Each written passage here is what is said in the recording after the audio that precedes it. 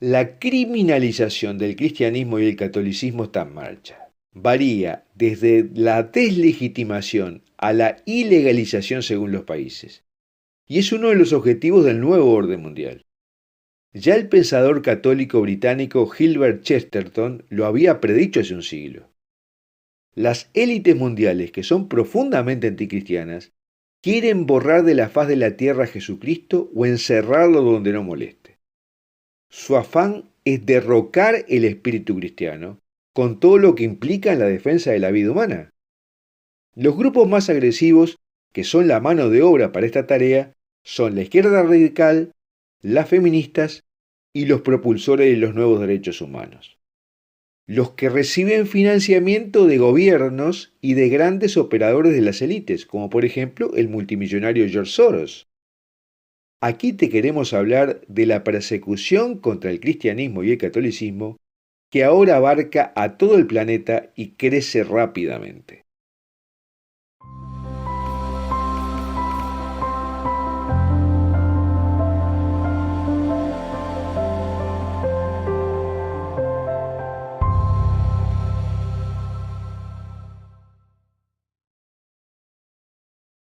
Recuerda que el texto de lo que hablamos lo puedes ver por un link que te dejo en la descripción de este video.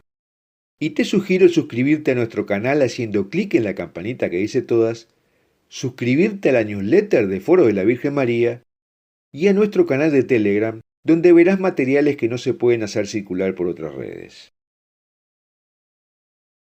Ahora, entre mediados de junio 2021 y mediados de julio, se realizaron una cincuentena de atentados contra iglesias en Canadá. Una veintena de ellas fueron quemadas. Y esto sucedió después que el primer ministro canadiense hiciera una fuerte crítica a la Iglesia Católica sobre el trato a los indígenas hace un siglo para cubrir la responsabilidad central de los propios liberales canadienses en esos hechos. No es el tema de este video, así que puedes ver la verdad de este asunto canadiense en otras publicaciones católicas que trataron a fondo el tema. Pero es un indicador actual. También vemos, por ejemplo, que las marchas feministas terminan habitualmente pintarrajeando iglesias, cantando consignas soeces contra el cristianismo y exhibiendo pancartas ofensivas. Parece increíble que la religión que creó la civilización occidental sea criminalizada, pero está sucediendo y creciendo rápidamente. Piensa solamente cómo eran considerados los católicos hace 30 o 40 años y cómo lo son ahora. El analista español Eulogio López afirmaba en el 2019, antes de la crisis de salud, que estábamos llegando a la culminación del proceso de cristofobia dentro del nuevo orden mundial. Según su visión, se trata de ilegalizar a la Iglesia y de amordazarla. Decía que se trata de convertir el catolicismo en delito y a los cristianos en delincuentes, y que esto no es exageración en absoluto. Además, es un proceso lógico dentro de la arquitectura de los nuevos derechos humanos, los llamados derechos sociales o de segunda generación, porque borran otros derechos fundamentales como el derecho a la vida y a la libertad de expresión. Se trata de legalizar y antes que nada amordazar a la Iglesia, porque si no se oye su voz, su predicamento desaparecerá. Y tras prohibir la doctrina, el nuevo orden mundial busca ir por la prohibición del sacramento por antonomasia, la Eucaristía, porque la Iglesia vive de la Eucaristía. López afirma que si quiere destruir a la Iglesia, prohíbe el Santo Sacramento. Destruirla por completo no es posible, desde luego, pero podría volverse obligada a volver a las catacumbas en todo el planeta.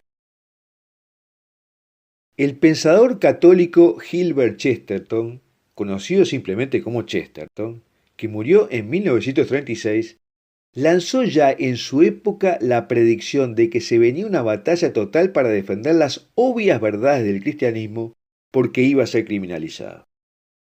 Él decía entre sus frases más punzantes: hay quienes odian el cristianismo y llaman a su odio un amor que abarca todas las religiones. Se adelantaba así a la búsqueda actual de la religión ecuménica universal.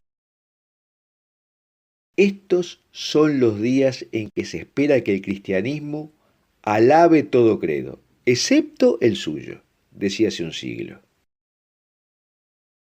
Con relación a lo que molesta del catolicismo, dijo que el ideal cristiano no ha sido juzgado y hallado deficiente. Ha sido encontrado difícil y dejado de probar. Respecto de las agresiones al cristianismo que crecerían, afirmaba que la Biblia nos dice que debemos amar a nuestro prójimo y también amar a nuestros enemigos. Probablemente debido a que generalmente son las mismas personas. Y esto es lo que vemos dentro de nuestras propias familias.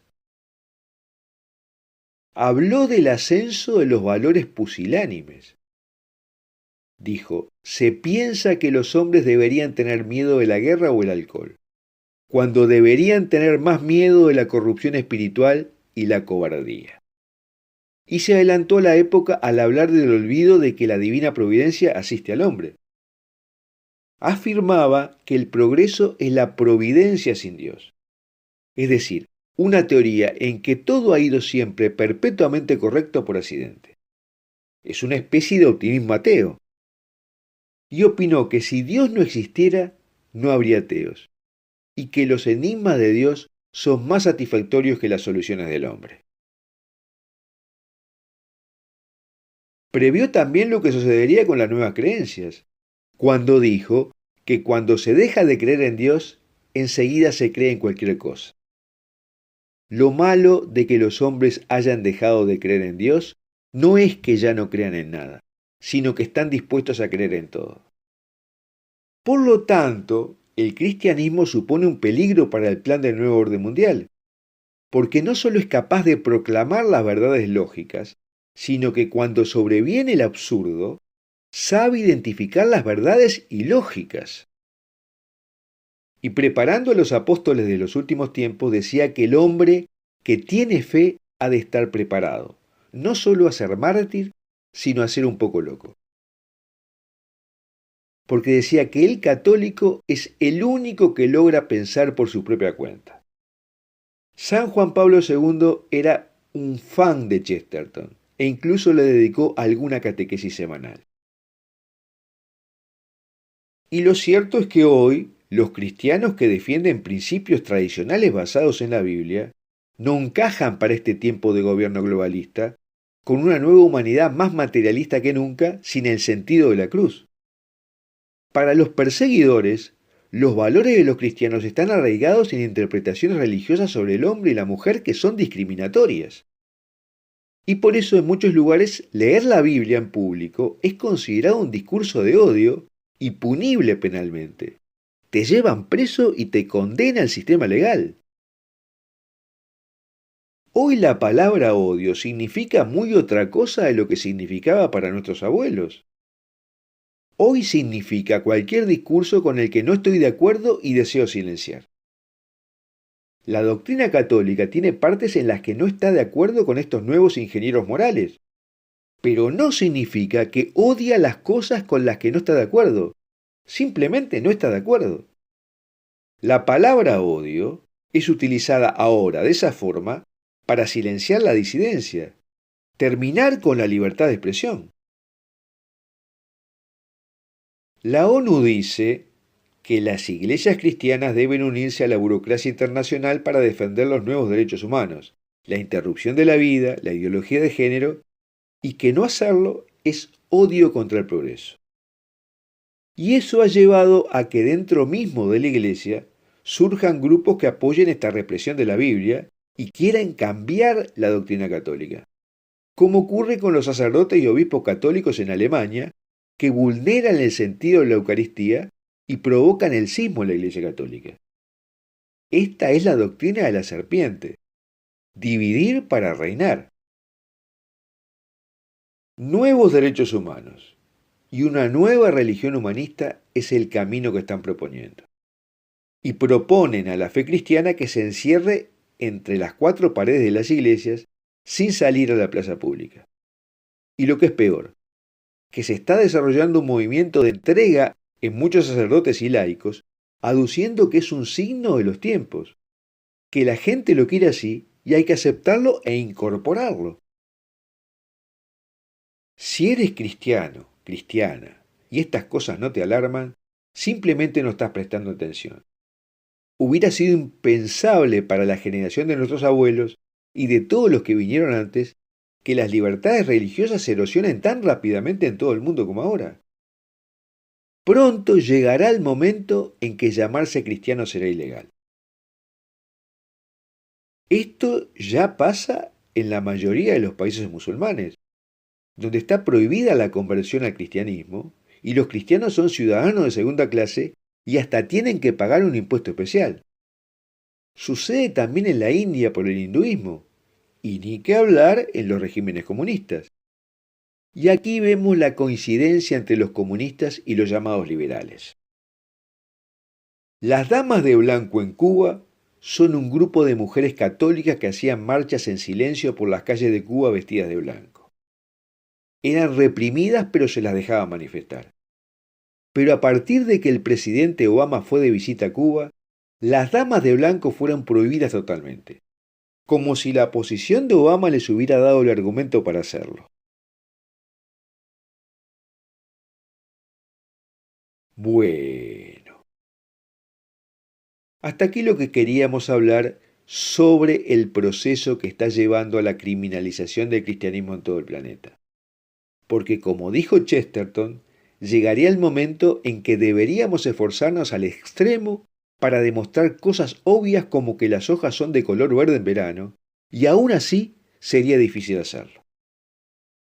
Y me gustaría preguntarte si en tu país se reprime a los cristianos y en qué cosas. Ahora, si te gustó este video, es muy importante en estos momentos que lo compartas y nos des un me gusta, porque de esta forma obligamos a la red a que muestre este video a más gente, ya que las redes no suelen hacer circular mucho los videos con este contenido. Y hay mucha gente que necesita conocer esto. Y también déjanos tu comentario. Mientras tanto, verás en pantalla algunos videos más que hemos realizado sobre este tema que te recomiendo mirar.